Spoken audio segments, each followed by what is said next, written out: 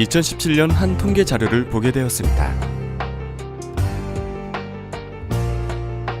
지난 5년 동안 쌀 소비가 급격히 감소할 때 커피 소비는 정반대로 급격히 늘어났다는 걸 알게 되었습니다. 이렇게 쌀은 우리에게서 계속해서 멀어져 갈까요? 그런데 왜 커피는 급속히 늘어났을까요?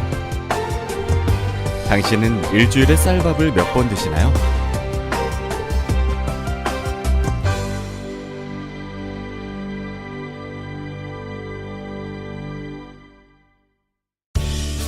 쌀에 대한 젊은이들의 관심을 알아보기 위해 유망 벤처기업을 방문했습니다. 일주일에 공깃밥을 몇 번 정도 드시는 것 같으세요? 6번에서 7번 정도. 그럼 일주일에 커피는 몇 잔 정도 마시는 것 같아요? 5잔. 혹시 쌀 품종에 대해서 혹시 아시는 거 있으세요? 백미, 흑미. 한 12번 정도 먹는 것 같습니다. 커피는 한 20잔 정도. 정확히는 모르고 있어요. 11공기, 12공기 정도. 하루에 2공기씩 해서 10 최소 14공기? 10개 30잔? 15잔. 하루에 10잔 이상 먹는 거. 피는 잘 안 마세요. 커피도 10잔 이상. 네. 뭐 경김이나 뭐 경김이 또 다른 거. 익천쌀? 전혀 모르겠어요. 그건 모르겠어요. 쌀밥은 매일 먹지만 쌀 품종은 잘 알지 못하고 있네요. 그럼 커피 품종과 쌀 품종 어떤 걸 많이 알고 있을까요? 시내에서 설문조사를 해보기로 했습니다. 첫날은 관심이 썰렁했습니다. 다음 날은 좀 더 젊은이들이 많은 곳에서 해보았습니다. 어제는 쌀집 아저씨 복장이라서 썰렁했던 것 같아서 이번에는 젊게 입었습니다. 설문조사를 위해 첨단 기술도 도입했습니다. 한 젊은 여성이 설문조사를 하네요. 커피 품종은 2개 정도 알고 있네요. 그런데 쌀 품종은 모두 다 생소해 보이는가 봅니다. 간편하게 밥을 지을 수 있는 씻은 쌀도 소개해 주었습니다. 설문조사 결과를 보니 쌀 품종보다는 커피 품종을 더 많이 아는 걸로 나왔습니다. 그럼 쌀 품종은 우리와 아무 관계가 없는 것일까요? 쌀 품종에 대한 이야기를 들으려고 대통령에게 남북 통일 쌀밥을 제안한 우보농장 이근희 대표를 만나러 갔습니다. 이야기를 들어볼까요? 토종벼는 원래 한반도 전역에서 다양한 품종들이 자라고 있었거든요. 북한의 대표적인 품종이 뭘까를 좀 고민을 했고요. 남쪽의 대표적인 품종이 뭘까 고민을 하면서 북한 쪽에서 이제 평남 쪽에서 대표적으로 키워졌던 북극조라는 벼가 있어요. 남쪽 지역의 대표적인 벼였던, 그러니까 임금에게 진상했죠. 예전 김포 지역에서 주로 키웠던 자광도라는 벼와 대관도라는 벼가 있어요. 대관도도 마찬가지로 궁궐이나 이런 쪽에 진상을 했던 그 벼입니다. 그걸 이제 혼합하면 뭔가 상징적으로 남북 통일에 어떤 상징성이 있지 않을까, 어떤 밥이라는 걸 통해서 그런 이야기들이 나올 수 있지 않을까라고 해서 추천을 드립니다.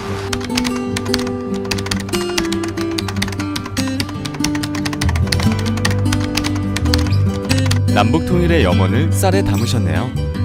이근희 대표님이 젊은이들에게 들려주고 싶은 쌀 이야기가 있다고 합니다. 옛날에 1451종이라고 하는 1950년대까지 그렇게 다양한 엽시들이 존재했던 건 그리고 존재하고 그것을 주식으로 우리의 생명을 책임졌던 건 주식으로서 사용됐던 건데, 그게 어느 순간 인위적으로 확 사라져 버렸단 말이죠.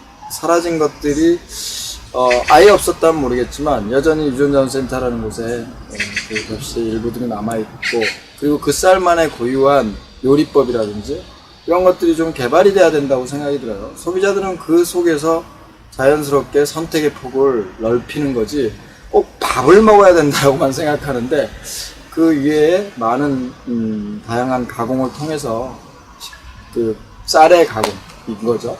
그런 걸 통해서 새로운 어떤 입맛들을 찾아가는 노력들이 필요하다라고 생각이 돼요. 그래야만 일반 소비자들이든 젊은 층이든 그런 쌀들을 새로 소비할 수 있는 기회가 되지 않을까.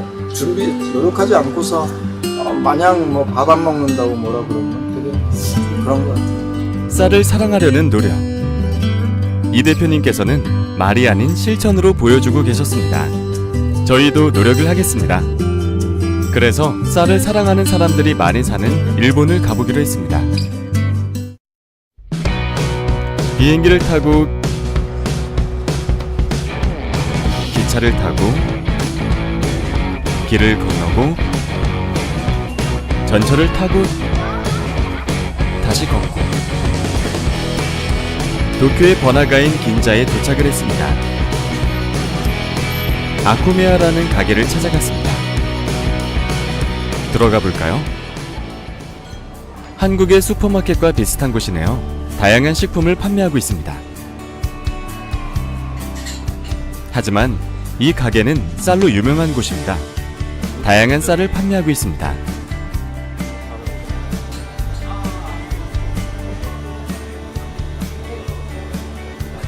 직접 도정해서 쌀을 팔기도 합니다. 다양한 지역의 쌀을 선택하고 그 다음 분도수를 선택하면 바로 도정을 해서 쌀을 포장합니다. 포장을 정말 정성스럽게 하네요. 이 가게에는 맛있는 쌀밥을 제공하는 식당이 있습니다. 메뉴에서는 먼저 밥을 선택하게 되어 있네요. 저녁 8시인데도 한참을 기다린 후에 자리에 앉습니다.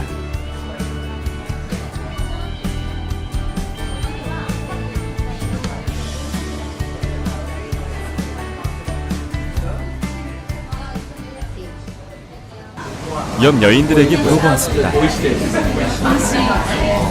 여기 온 이유가 밥이 맛있어서라는군요.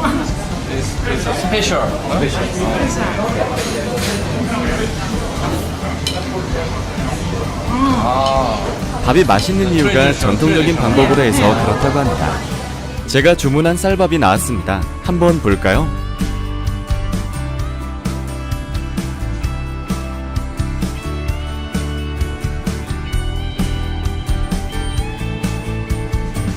정말 맛있어 보입니다. 다음날 또 다른 쌀밥 전문 식당을 찾아갔습니다. 많은 사람들이 줄을 서고 있네요. 이런, 벌써 마감이 되었어요. 쌀을 보석처럼 전시해 놓은 게 인상적입니다.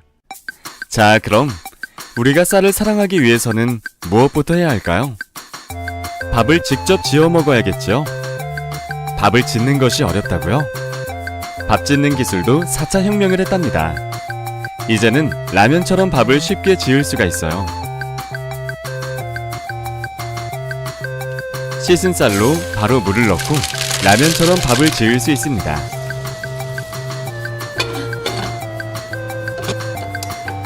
스마트폰을 이용해서 나만의 밥을 쉽게 지을 수도 있습니다.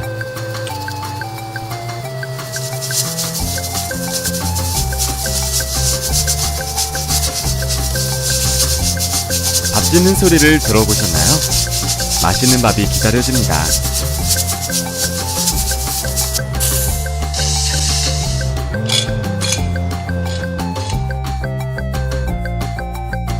조금만 더 노력하면 정말 맛있는 왕관 누룽지도 만들 수 있습니다.